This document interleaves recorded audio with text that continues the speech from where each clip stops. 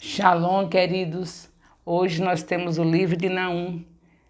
Vamos agradecer a Deus, Porque vocês já começaram fazendo aquela oração, pedindo ao Senhor para que você esteja entendendo tudo, respondendo o questionário, que é entregue na sexta-feira, que você me entrega prontinho na terça-feira. São 4 dias para você ouvir o vídeo, responder o questionário, entregando na terça-feira tudo prontinho para a glória de Deus.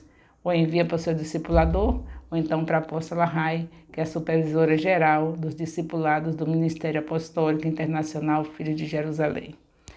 Então vamos lá com Naum, livro do profeta Naum.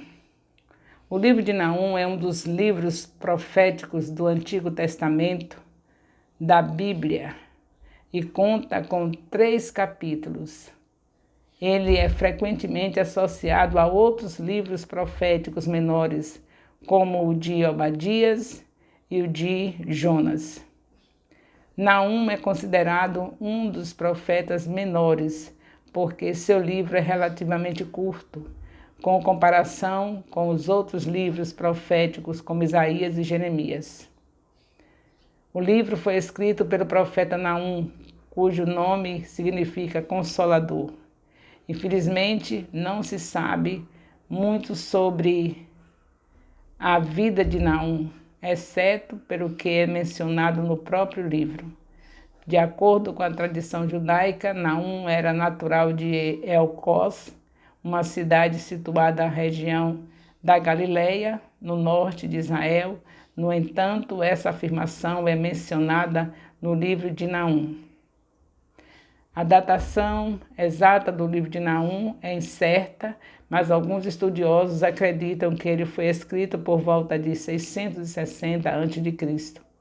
Outros estudiosos sugerem que o livro foi escrito mais tarde, por volta de 612 a.C., quando a cidade de Nínive foi destruída pelos babilônicos.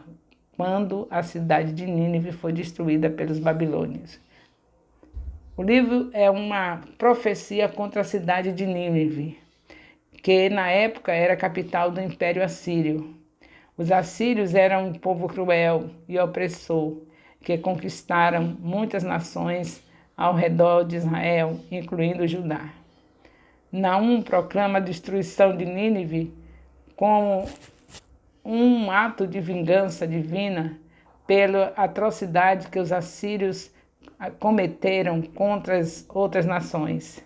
A mensagem de Naum é um lembrete para o povo de Judá, de que Deus não tolera injustiça e que Ele não permitirá que os opressores escapem impunes. O livro de Naum é composto por 3 capítulos que descrevem a iminente queda de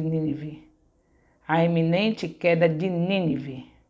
O capítulo 1, Naum apresenta Deus como um Deus justo e vingativo que punirá os pecadores. Ele descreve a grandiosidade de Deus e a sua capacidade de proteger aqueles que o adoram. No capítulo 2, o autor descreve a destruição de Nínive como um ataque repentino e violento de um exército invasor. Ele descreve a batalha e a queda da cidade em detalhes gráficos. No capítulo 3, Naum descreve a cidade como uma prostituta que será humilhada e exposta diante de seus inimigos. Ele também faz referência a outras cidades que caíram por causa de injustiça e opressão. O livro de Naum é um importante documento histórico que nos dá uma visão da vida da antiga Nínive e da cultura assíria. Ele também é importante porque mostra a justiça e o julgamento de Deus sobre as nações que praticam a opressão e a injustiça.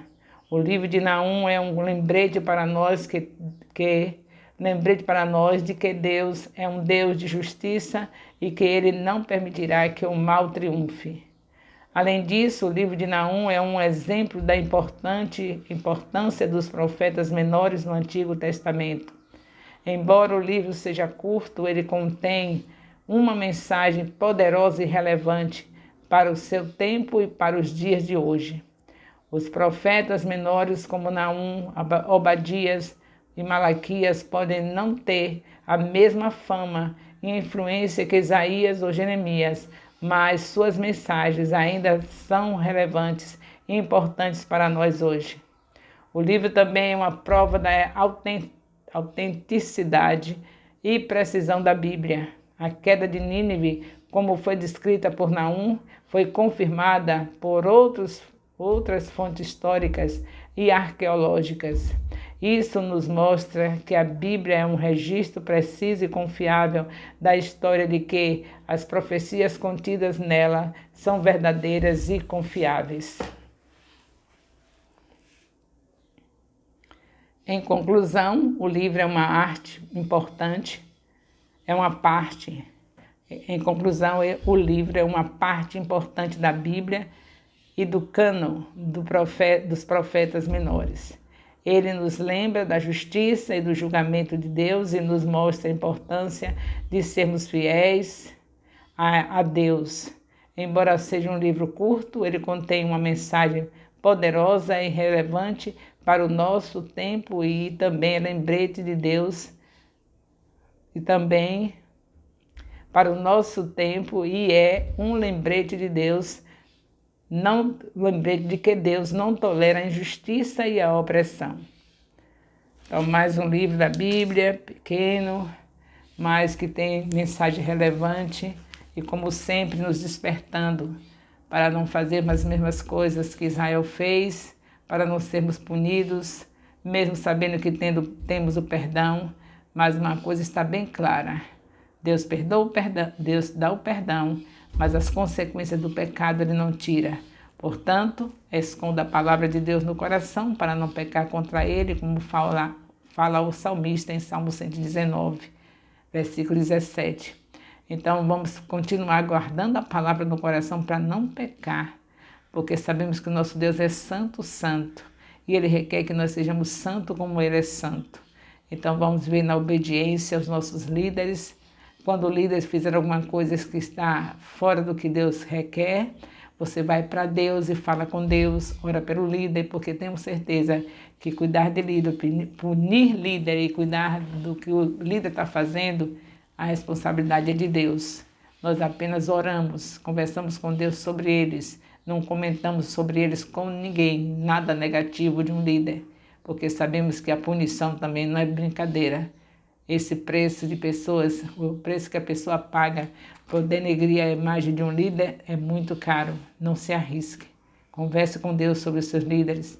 Se está sendo além do que você imaginava, fazendo coisas que você não gostaria, então converse com Deus, porque Deus tem solução para o líder que estiver fazendo alguma coisa que não venha da parte dele.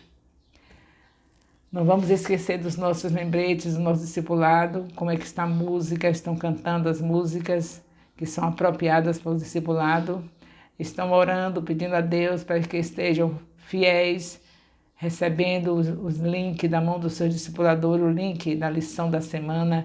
Vocês imediatamente ouvem o vídeo, responde o questionário, quando chega no discipulado já está tudo pronto. E aí só vão repassar o que estudaram, se alegrar por tudo que o Senhor está falando a cada semana para nós. De 7 em 7 dias o Senhor tem algo grande para fazer em nossas vidas. E sem contar que nas nossas casas são 3 capítulos por dia. Um no lugar secreto. Eu acredito que a essa altura você não acorda sem ir primeiro aquele cantinho que Jesus falou. Entra no teu quarto, ora em secreto, que seu Pai que ouve em secreto te recompensará. Mateus 6,6. Tudo que ensinamos aqui, estamos respaldados na palavra. O lugar secreto é o lugar onde você vai ter intimidade com Deus, vai adorar a Deus. E nessa hora você inclui a sua palavra, porque o nosso Deus trabalha em cima da palavra dele e só tem compromisso com a palavra dele. Então, no lugar secreto, primeiro capítulo, logo no amanhecer, ao meio-dia, em vez de você estar assistindo aqueles jornais que só vai trazer problema para o seu coração, você vai orar a Deus, sabendo que Deus já falou tudo isso que está acontecendo na terra. Você não precisa estar com a cara na televisão para saber o que está acontecendo, porque a Bíblia já fala o que iria acontecer, e a nossa obrigação é somente ler mais a Bíblia para se recordar de tudo que Deus já falou, e aí depois você ora. Então, em vez do jornal, senta para descansar o almoço lendo a Bíblia. Com certeza você vai ter algumas coisas que você vai precisar de orar dentro desse capítulo que você for estudar depois do almoço. Inclusive, orar por coisas ruins que estão acontecendo na terra, que não precisa você ouvir jornal, porque a Bíblia já fala. Só ler Bíblia e orar.